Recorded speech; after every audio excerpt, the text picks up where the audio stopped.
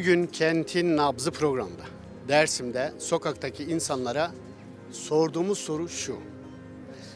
6 yıldır kayıp olan bir genç kızın, buraya üniversite okumaya gelen, hayalleri olan, kendisine iyi bir gelecek hazırlamaya çalışan, ailesine okulumu bitiririm, bir işe başlarım, belki aileme, çevreme faydam olur diye düşünen, hayaller kuran genç bir kızın ortadan kaldırılması ve 6 yıldır feryat figan, dağ taş dolaşan, kar, kış demeden, yağmur demeden, sıcak demeden her taşa kendi ağıdı sinmiş olan, kendi çığlığı sinmiş olan bir annenin ve bir kız kardeşin verdiği bir savaş, bir mücadele vardı. Savaş demeyelim. Yani istedikleri şuydu. Gülistan Doku'nun akıbeti ne oldu? Kızımız nerede ya da kardeşimiz nerede? Bizim uyandırmaya kıyamadığımız sabahları, ablasının bile bir söylediği şey, ben kız kardeşimi sabahları uyandırmaya bile kıyamazdım dediği bir kız kardeşten söz ediyoruz. İnsanlar zaten empati yaptığında çocukları, kardeşleri olan insanların empatisi sonucu ulaşacakları nokta vicdan sızlamasıdır. Çok büyük bir yaradır, derin bir yaradır. Biz de işte bu simge haline gelen Gülistan'ın ağacının altından buradan ilk sunumumuzu yaparak bugün sokağın nabzını tutacağız ve Gülistan Doku cinayeti için, Gülistan Doku olayı için, Gülistan Doku hadisesi için sokaktaki insanlara tek tek fikirlerini ve düşüncelerini soracağız. Hadi bakalım.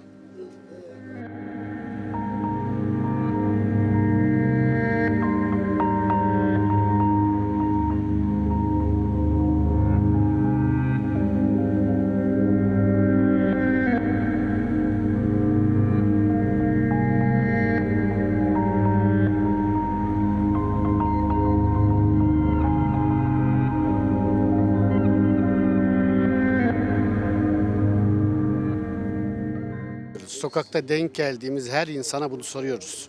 Çünkü bu kentin vicdanını yaralayan, rahatsızlık hissettiren ve bir an önce neticeye vardırılması yönünde halkın, kamuoyunun geniş bir talebinin olduğu bir cinayet, bir olay ve bunun aydınlatılması gerekiyor ve bir an önce cesedine ulaşılması gerekiyor. Çünkü Türkiye toplumunun da yani ortak talebi, insani talebi budur. Ve bir annenin de talebi budur. Çünkü anne şunu söylüyor, diyor ki kardeşim benim kızım öldürüldüyse kemiklerini verin bana. Kemiklerini istiyorum ki bir mezar yapayım, en azından bir çiçek koyayım, başında ağlayabileyim. Bir dua edebileyim yani. Bu da insani bir taleptir. Seni bir tanıyalım. Adım Baran, soyadım Çetinkaya. Munzur Üniversitesi öğrencisiyim. Siyaset bilimi ve kamu yönetimi okuyorum. 3. sınıf öğrencisiyim. Bizler de Gülistan'ın geçtiği kaldırımlardan geçiyoruz. Oturduğu yerde, çay içtiği yerlerde bulunuyoruz. Ve o zaman biz de sorguluyoruz. Hani Gülistan nerede? Gülistan'ın burada olması gerekirken, buradan mezun olması gerekirken Gülistan nerede? Hani herkesin bildiği üzere dün Anneler Günü'ydü. Ve Gülistan Doku'nun annesi çıkıp şunu söyledi. Ben Anneler Günü hediyesi olarak kızımın bir mezarının olmasını istiyorum dedi. Bir cesedinin, bir kemiklerinin olmasını istiyorum. Bu çok dokundu bana. Yani Gülistan yerinde başka bir kadın arkadaşlarımızın annesi de olabilirdi. Veyahut da bizim annelerimiz de olabilirdi. Yani en azından cesedi ortaya çıkarsa biraz daha iyi olur.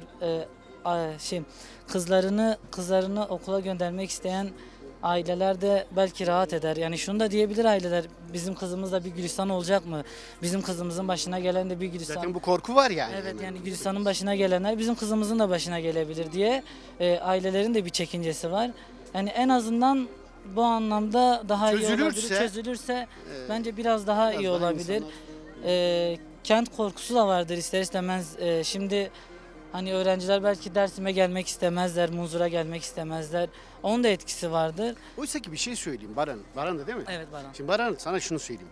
Mesela sen az çok bu kentin yani kültürünü, tarihini, vicdanını bilen bir insansın, Evet. diye düşünüyorum ki tercihini ona göre yapmışsındır. Evet. Yani komple bu meselede zaten kent sorgulanamaz. Çünkü yani Dersim'in bir defa itikadında, inancında merkezde insan vardır. Kesinlikle. Ve, Hatta şunu rahatsız söyleyeyim, yani. güzel yere değindiniz. Dersim'in komple Gülistan'a sahip çıkması da hani bizim için çok güzel bir şeydi, çok büyük bir şeydi. Gülistan'ın ailesi için, işte Gülistan'ın memleketi için. Dersim'in tek yürek olması, işte Gülistan Doku nerede demesi, bu da çok güzeldi. Hani demek ki Dersim hala kendini koruyor. Evet, yıllardır soruyoruz. Tabii ki yani dünyada değişim oluyor, ülkede değişim oluyor, kentlerde değişim oluyor ve bu değişim kötü yönlü, olumsuz olduğunda da bir kente yansıyor maalesef. Maalesef yansıyor. Yani dediğim gibi en azından bir cesedi, bir mezarı olursa ailesi her yıl buraya geliyor. Hatta son zamanlarda mahkemelerden dolayı sürekli buraya gelip gidiyorlardı. Kışın yerde 1,5 metre kar varken Gülistan'ın annesi o karlarda feryat ediyordu. Yani o kızım nerede, kızımın cesedi nerede, kızımın başına ne geldi diye. Yani buradan Gülistan'ın ailesine de hani tekrardan ne denir bilemiyoruz ama umarım en yakın zamanda cesedi bulunur ve bir mezarı olur. Ailesi buraya gelmek yerine mezarının başına gider. Ben de bir anne olarak Gülistan Doku'nun olayının örtbas edilmesinden çok rahatsız oluyorum. Bir an önce açılsın, kim ne yaptıysa ortaya çıksın. Bir annenin bu kadar yıl acı çekmesi doğru değil. Türkiye'de bu kadın cinayetlerine artık son verilsin. Ne diyeyim vallahi. Dersim'in isminin de bu olayla anılması da rahatsızlık veriyor değil mi? Yani? Tabii ki de rahatsızlık veriyor. Dersim ezelden beri kadın erkek ayrımı yapmadan yaşayan bir kent. Dersim'de bu olayın olması Dersim'i karalıyor, tamam mı? Yani bu olayın bir an önce açığa çıkılması gerekiyor. Kimler varsa herkes de cezasını çeksin yani.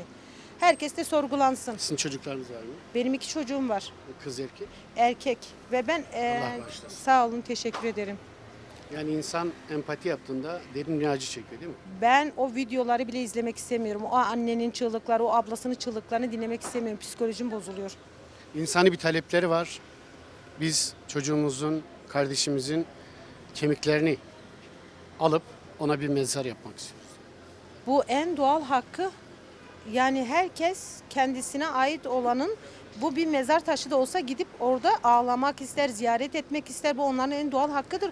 Mezarını, o kız öldüyse, nereye gömdülerse, yaktılarsa kemiklerini vermek zorundalar yani. Vermek zorundalar. Bu olay bir an önce açığa çıksın yani. Ben bir anne olarak bu durumdan çok rahatsız oluyorum. Bunun erkeği kadını yok. Bu toplumda hiç kimse kimsenin canına kıyamaz yani. Evet, gerçekten de Gülistan Doku meselesi Dersim'in bir kanayan yarası durumuna dönüştü. Ve buna benzer cinayetler de var. Aynı Gülistan Doku'nun başına geçen hikayeler başkalarının da üzerinden geçmiş. Bu cinayetin açıklanmasını, açığa çıkarılmasını istiyoruz. Vicdanen çok rahatsızız. Bu mesele bizi rahatsız etmiştir. Acılarımızın üzerine acı eklemiştir. Gülistan Doku ve Gülistan Doku benzerlerinin bütün cinayetlerinin, faili meçhul cinayetlerinin açıklanmasını istiyorum. Bu coğrafyada böyle bir şey var, yani enkaz yığını var. Bu enkazların açıklanması için, fakat bunların önünde engel olan, görüyoruz Gülistan Doku meselesinde, mülk amirler. Korkunç bir tablo. Ve bunun altında da yani kendisine iş veren diyen veya böyle bir kesim var işlerini yürütmek için. Bence bu olay çok büyük. Yani Gülistan Doku tecavüz edilip, öldürülmüş, kaybedilmiş, hala yok ortada. Ve benim evladım başına da gelebilir.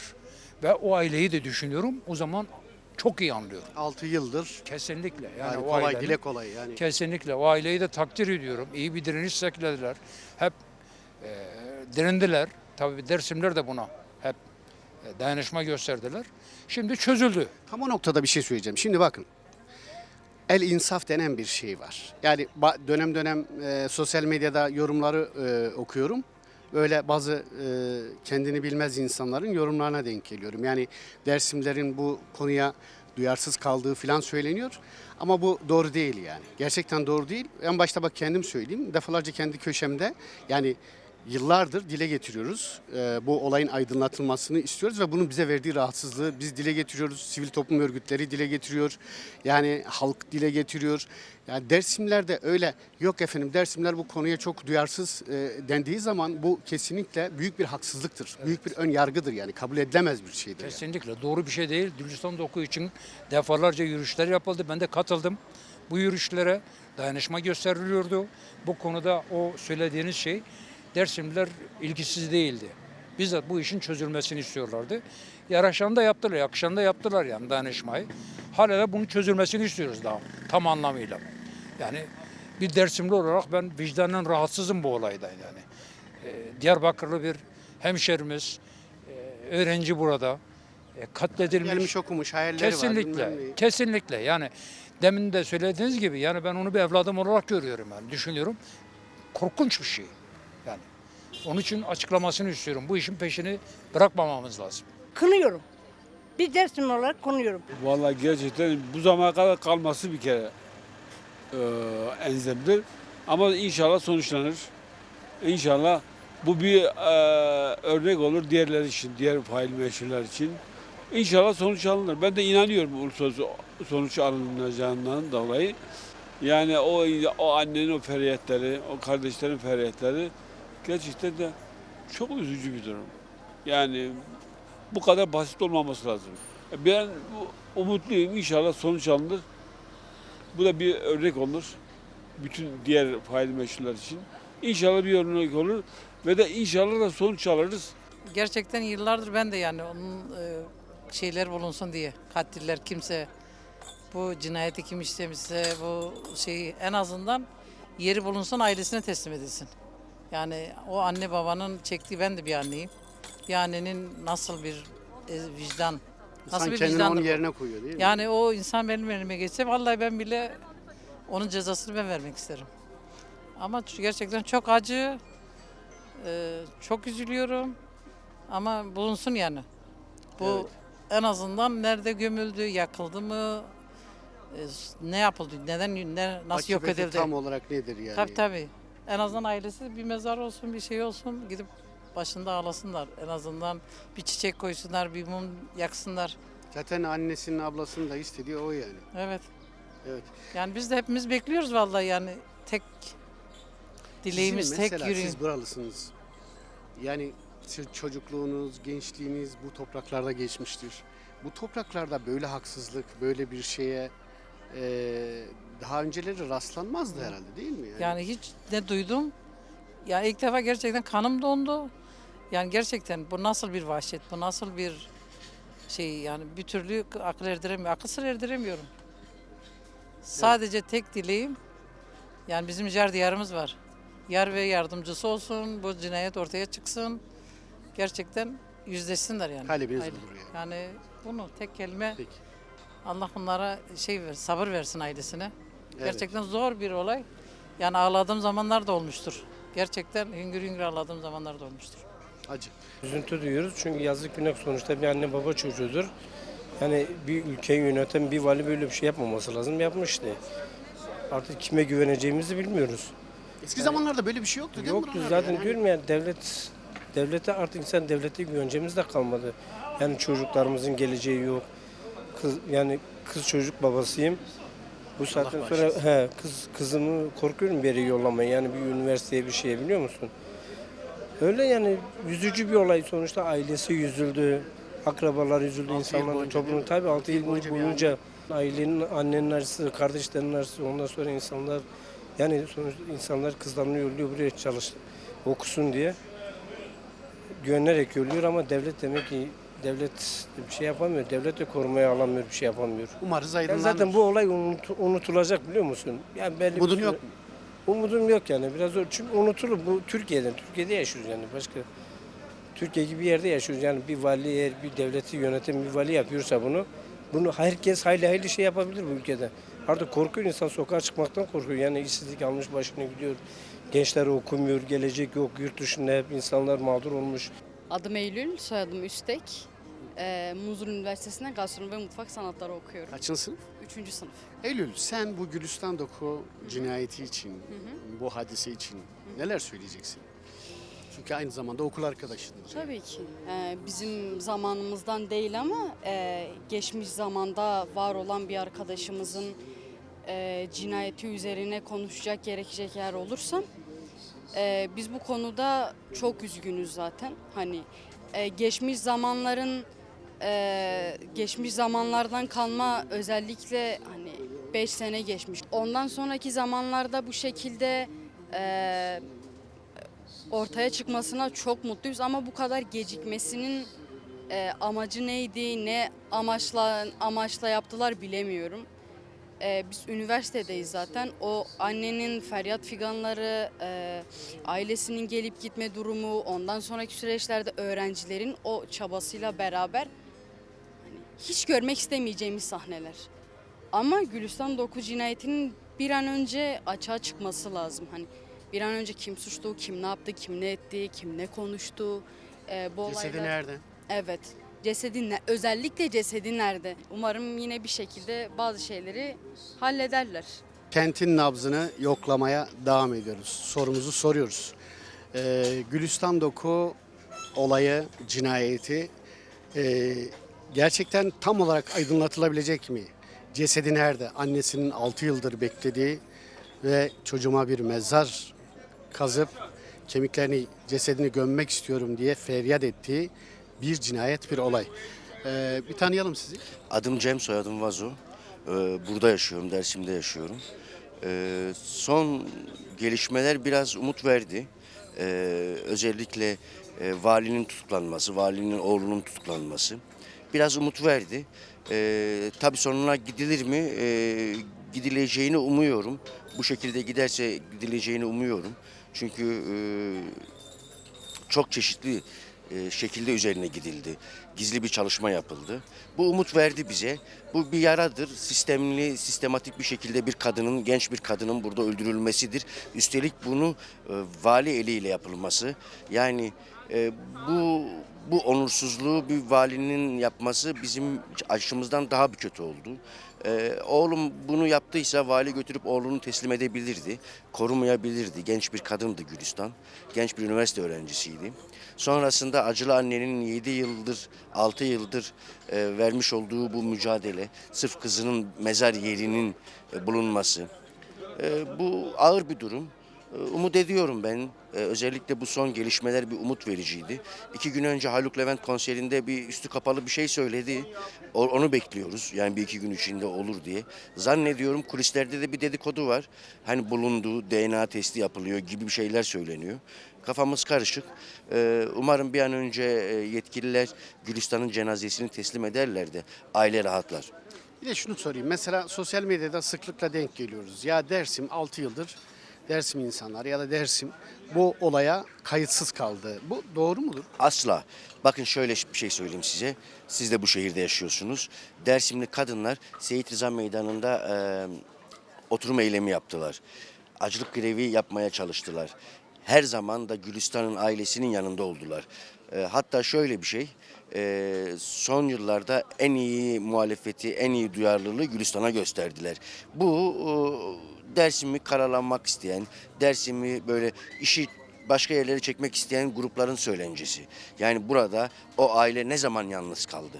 Ne zaman, hangi basın açıklamasında her geldiğinde 7'den 70'e Dersim halkı yanındaydı. En son adliyede Dersim gençlerinin ruh halini gördük biz. Yani o Dersim gençlerine bıraksalardı o katil sürülerini, o it sürülerini parçalayacaklardı. Buna katılmıyoruz. Bu bilinçli yapılan bir algı operasyonu gibi bir şey. Yani siz de gördünüz. 7'den 70'e herkes Gülistan'ın ailesinin yanında oldu. Yapabileceğimiz çok fazla bir şey de yoktu. Yani imkanlarımız da yoktu. Ama Gülistan'ın ailesi hiçbir şekilde yalnız kalmadı.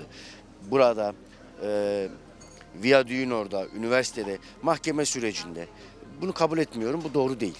Gülistan Doku gerçekten Türkiye'de çok sembol bir isim, sembol bir kadın ve sembol bir mücadele haline geldi. Kadınlar açısından da hem gerçekten kadınlara karşı işlenen suçlar açısından büyük bir yaşanan bu suçların derinliği açısından büyük bir sembol oldu. Hem de bunu açığa çıkarmak için verilen mücadele ve yapılan hani annenin, ailenin verdiği emek açısından büyük bir sembol oldu.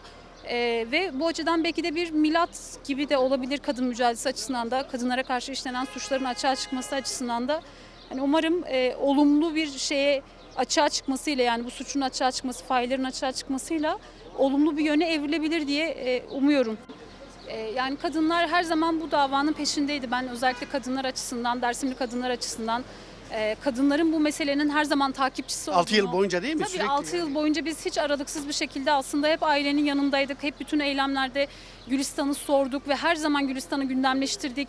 Aileye yapabileceğimiz oranda destek olduk ve yanında durduk onların yaptığı eylemlerde her zaman.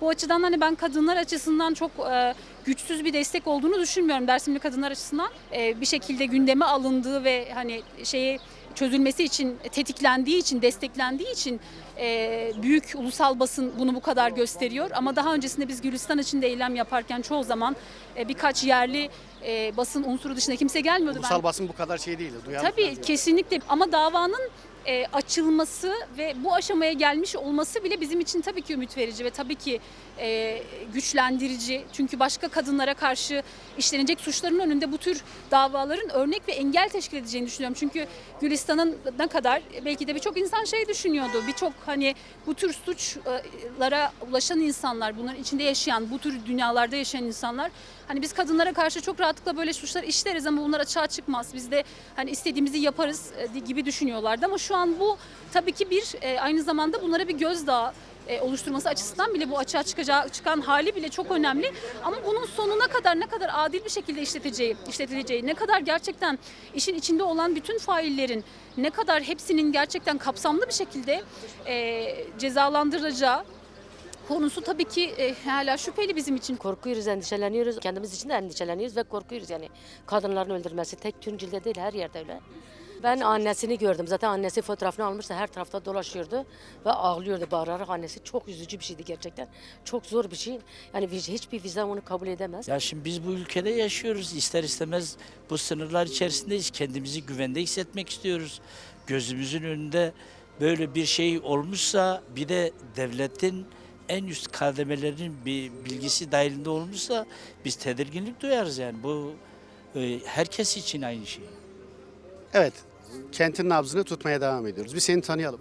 Melike Köroğlu ben. Sen Muz Üniversitesi'nde okuyorsun Melike. Evet. Sen ne diyeceksin? Gülistan Doku cinayeti olayı, hadisesi konusunda Munzur Üniversitesi'nin bir öğrencisi olarak bu konudaki fikirlerin, düşüncelerin nedir? Yani bana onları bize söyleyebilir misin? Genel olarak gerçekten çok acı bir şey. Yani kimsenin başına gelmemesini, inşallah bir daha bu ülkede hiçbir kızın bu şekilde katledilmemesini isteriz.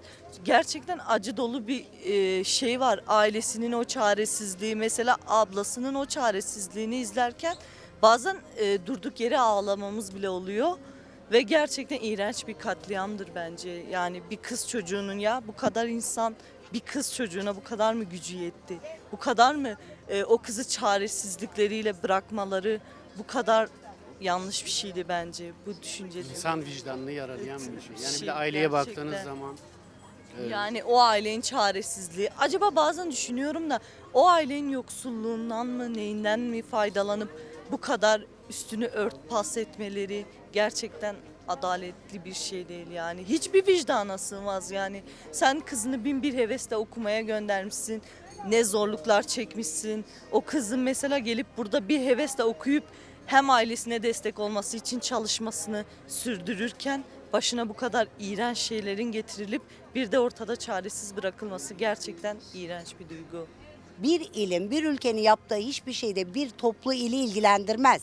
Şu alanda hepimiz topluyuz değil mi? Benim bağırdığım herkesin bağırdığı anlamına gelmiyor. Benim suskunluğum diğerlerinin suskunluğunun anlamına gelmiyor. Ben kesinlikle buna karşıyım. Ben kesinlikle bunu Dersim'e mal edilmesine karşıyım. Çünkü öyle olursa daha çok nice sorular da çıkabilir. Dersim herkese sahiptir. Ama bireysel takip sistemi yok ki bu şehirde. İnsanız biz ya, çocuğumuzu bile takip edemezken başka bir çocuğun nereye gittiğini sorgula. Şuraya da kızlar geldiği zaman kızlar diyoruz. Burada dikkatli olun dediğimizde sana ne, anam mısın baba mısın diye müdahale ettiği bir sistemde, bir durumda bizi suçlamaları kesinlikle yanlıştır. İnsanların suçu yok. Bu suça duyarsız kalanların suçu var. Ben bundan yanayım. Ama kesinlikle. 6 yıl boyunca da Dersim'de kadın platformu veya diğer yerler bu konuda duyarlılık gösterdiler değil mi? Gösterdiler. Her gün bu alanlarda bas bas bağırıldı. Ben yayınlarımda Gülistan Doku ve Rojin Kabayiş için her gün adalet istedim. Takipçilerim de izliyor. Ben her gün vurguladım. Gülistan Doku, Rojin Kabayiş için adalet istiyorum diye haykırdım. bunu bütün herkes de dile getiriyor. Çünkü sonuçta biz anne, baba, cinsiyet fark etmez. Acı ortaktır. Acıyı asla cinsiyete yormayız. O bu diye değil, acımız ortaktır. Biz insani duygularla sahip çıkarız. İnsani duygularla onlarla ilgileniriz.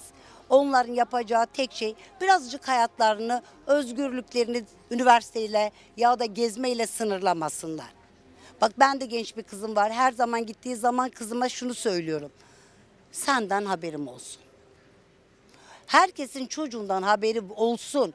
Ama bazı aileler var yetersiz kalıyor. Ben onlara da diyorum.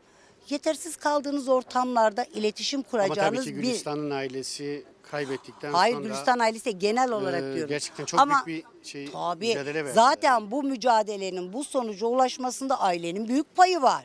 Aile çekimser kalsaydı, sineye çekseydi örtbas faili meçhul olarak kalacaktı. Onu diyorum. Zaten aile ve her gün burada bağıran Dersim halkı sayesinde çözüldü bu. Bunu görüyorduk hepimiz, demiyorduk Gülistan Doku nerede diye.